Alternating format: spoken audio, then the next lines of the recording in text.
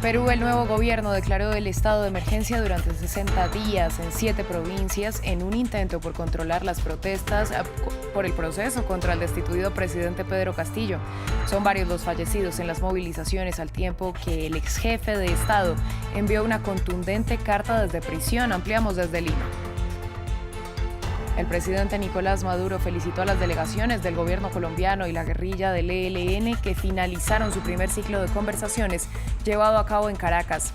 Los negociadores indicaron que se prevé que la siguiente fase del proceso se lleve a cabo en México.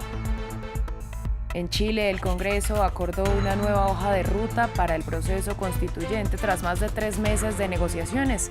En principio, se creará un nuevo órgano redactor llamado Consejo Constitucional, con integrantes elegidos por la ciudadanía y 24 congresistas que participarán como expertos. Ampliamos desde Santiago. Bienvenidos a este informativo con las noticias más relevantes del continente americano. Soy Valentina Torres Sánchez y es un gusto acompañarlos. Comenzamos con la tensa situación que vive Perú tras la declaración de estado de emergencia en 7 provincias, varios muertos en las protestas contra el gobierno de Dina Boluarte, decenas de policías heridos en medio de choques en las manifestaciones y la contundente carta enviada por el destituido presidente Pedro Castillo desde prisión, donde califica a Boluarte de usurpadora. Desde Lima, Francisco Zacarías nos amplió detalles de la situación. El gobierno de la presidenta Dina Boluarte decretó el estado de emergencia por 60 días en 7 provincias de la región Apurímac.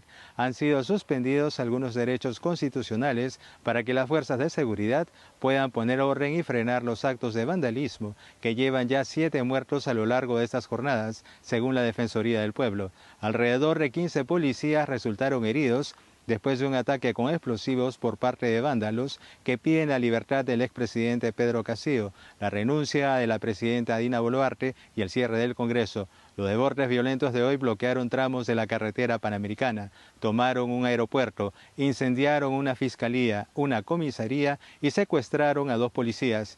En Lima fueron atacadas las instalaciones de Panamericana Televisión, América Televisión y el Canal N. Los manifestantes también atacaron a una unidad móvil de Radio Exitosa. Por su parte, el ministro del Interior, César Cervantes, afirmó que hay 24.400 personas involucradas en las protestas en todo el Perú y elevó la cifra de policías heridos a 44.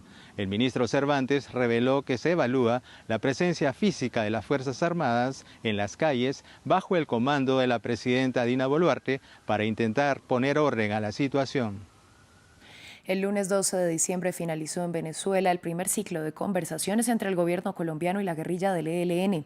Las negociaciones fueron retomadas en noviembre de este año y pretenden finalizar un conflicto de casi 60 años. Por su parte, el Ejecutivo de México confirmó su disposición para realizar una segunda fase en su país a principios de 2023. Andrés Triviño nos cuenta más. Como una luz de esperanza. Así describieron el gobierno de Colombia y la guerrilla del ELN la finalización del primer ciclo de negociaciones en su intento por lograr un acuerdo de paz definitivo entre las dos partes. Luego de 21 días de reuniones a puerta cerrada, acordaron 4 puntos, incluyendo el reconocimiento de la grave situación de violencia en los territorios y atención de emergencia en departamentos como el Valle del Cauca y Chocó. Las partes reconocen la grave situación de violencia que se presenta en los territorios y decidieron poner en ejecución un acuerdo parcial de atención de emergencias que iniciará a partir de enero del 2023. Las conversaciones de paz reiniciaron el pasado 21 de noviembre en Caracas, con la intención de finalizar un conflicto de casi 6 décadas. El primer acercamiento se realizó en el 2017 durante el gobierno de Juan Manuel Santos, pero fue suspendido en el 2019 durante el mandato de Iván Duque, luego de que el ELN perpetuara un ataque que dejó a 22 policías muertos. El apoyo internacional ha jugado un papel crucial en estas nuevas negociaciones. Recientemente, los gobiernos de México y Chile se sumaron a Cuba, Noruega y Venezuela como garantes, mientras que Alemania, Suecia, Suiza y España son acompañantes. El respaldo que recibe esta mesa por parte de la comunidad internacional es muy importante. Nosotros les hemos dicho que lo agradecemos y, como dice su palabra, nos acompañan y no reemplazan los esfuerzos de los colombianos para que esta tarea de la paz recaiga en hombros de las 2 delegaciones. Por su parte, el gobierno mexicano confirmó que la próxima ronda de negociaciones se realizará en su país a partir de enero, en las cuales se espera lograr un cese al fuego bilateral.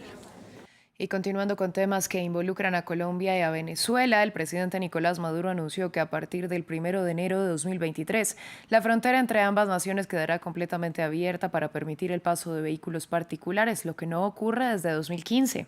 Maduro informó además que actualmente están ultimando preparativos para cumplir todo lo acordado con su homólogo Gustavo Petro desde agosto.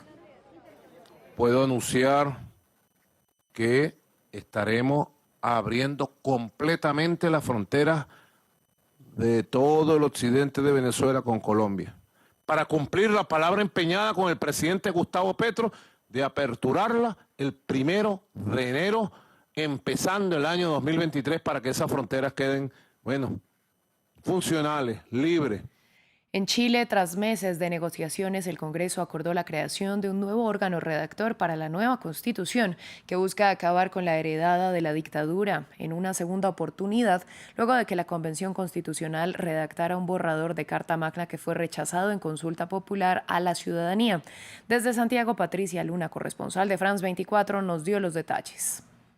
98 días después de que los chilenos acudieran de forma masiva a un plebiscito y rechazaran de forma contundente con un 62% una nueva propuesta constitucional destinada a reemplazar a la polémica Constitución de Augusto Pinochet que data en el país desde 1980, la mayoría de los partidos que forman parte del Congreso chileno presentaron en la noche de este lunes un acuerdo constitucional y un nuevo itinerario para una nueva propuesta constitucional. Se trataría de un Consejo Constitucional formado por 50 miembros elegidos por sufragio universal de forma paritaria con voto obligatorio en unas elecciones que, si se cumple el itinerario, estarían previstas en abril de 2023, al que le precedería una comisión de expertos formado por 24 miembros, 12 elegidos por la Cámara de Diputados y 12 por el Senado, que tendría como trabajo elaborar un anteproyecto sobre el que luego trabajaría este Consejo Constitucional, al que se sumaría también la comisión de expertos. Si se cumplen los plazos,